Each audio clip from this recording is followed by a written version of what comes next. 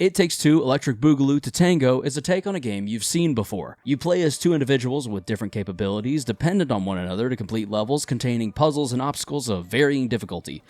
It's technically nothing new, however, it can be charming, wholesome, and relatable to anyone in a relationship or anyone who has been. My wife and I played it for several hours over on the Switch, so when it became free for PS Plus this month, I assumed it would be a fun, easy review given my history with it. It also gave her a good reason to make her official streaming debut. While she is a gamer, she is not into platformers, which resulted in an absolute struggle that I in no way contributed to. Tell me when. Oh! Okay. Yeah, but what do you need to get on the platform for? That's a blower. That's a blower. No. Oh!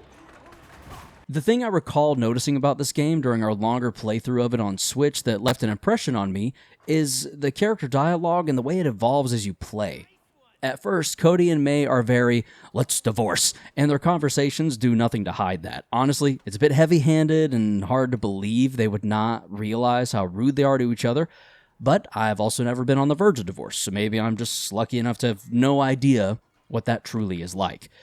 As the game progresses, as far as we got at least, they seem to experience revelations about the way they treat and speak to each other, slowly becoming less antagonistic toward one another. The gameplay shines with only a slight luster, unfortunately. This will not challenge you, nor will it push your reflexes or skills to their limit.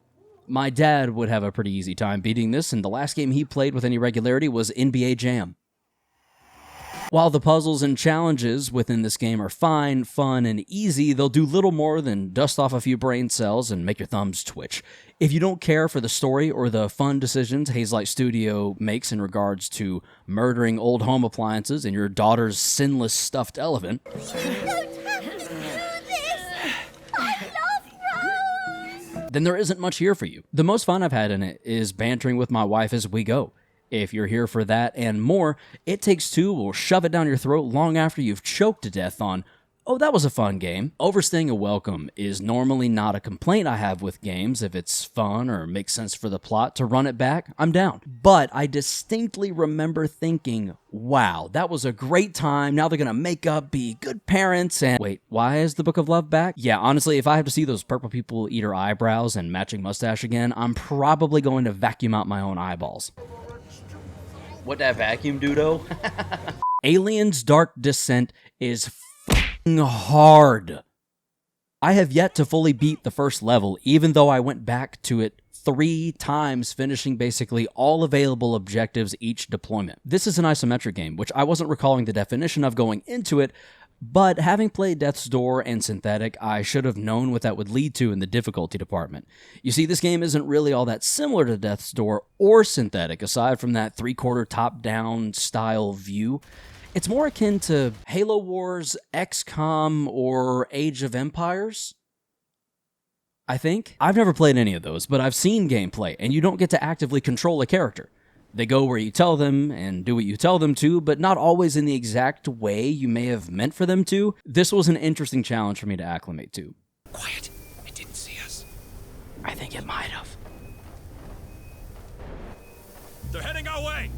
This game is just as terrifying as it is difficult. I'm still kind of surprised just how many frights in this game genuinely caught me off guard. From effective jump scares to the horrifically intimidating creatures that get thrown at you, there were times my timbers were shivered and my pants shitted.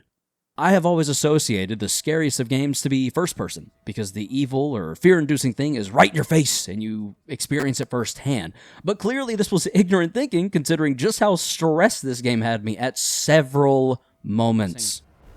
Oh God! Why the fuck?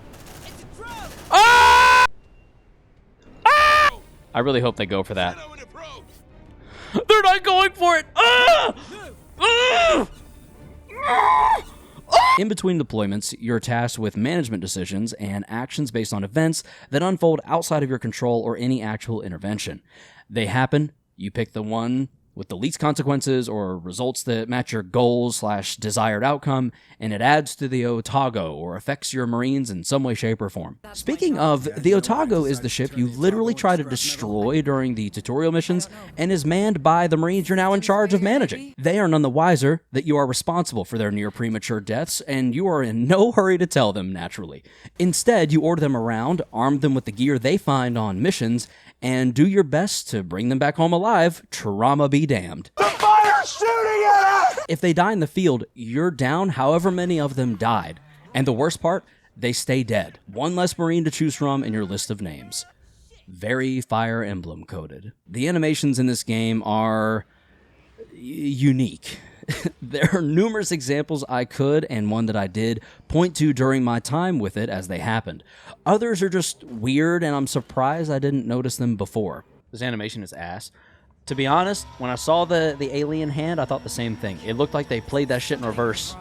It looked like they had its hand come off and then go on. I mean, it ain't too bad. It's not that it's too bad, it's just... This feels like a $20 game, if I'm being honest.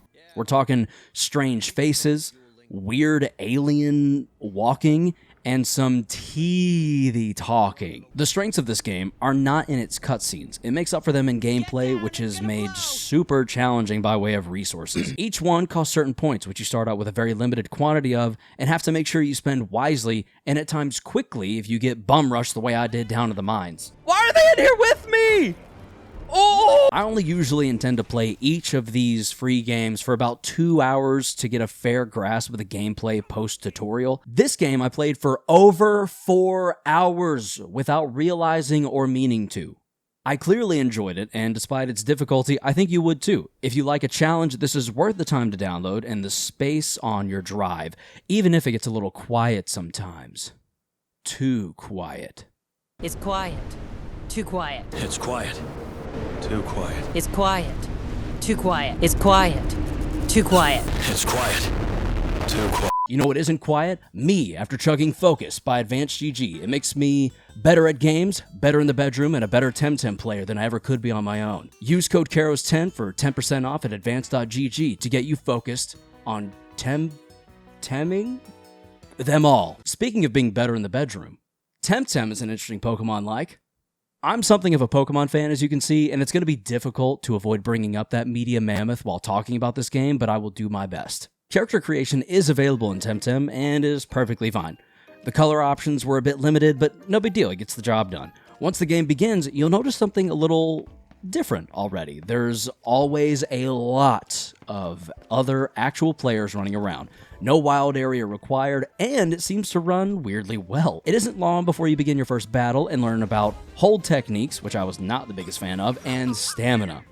Hold techniques I don't really get or care for, but add an interesting layer of complexity to battles. You see, some moves, presumably the stronger ones, can't be used off rip. You have to wait a number of turns based on the move in question. Oh, that sucks. That sucks. After using a hold technique, the turns reset so the Temtem needs to wait before using it again. Ugh. Stamina actually intrigues me, and after reflecting on it, I think might be better than Pokemon's method of move/technique usage. Pokemon uses pee-pee, whereas Temtem uses poo-poo. When your Temtem uses a technique, it consumes stamina, which recovers slightly with each turn.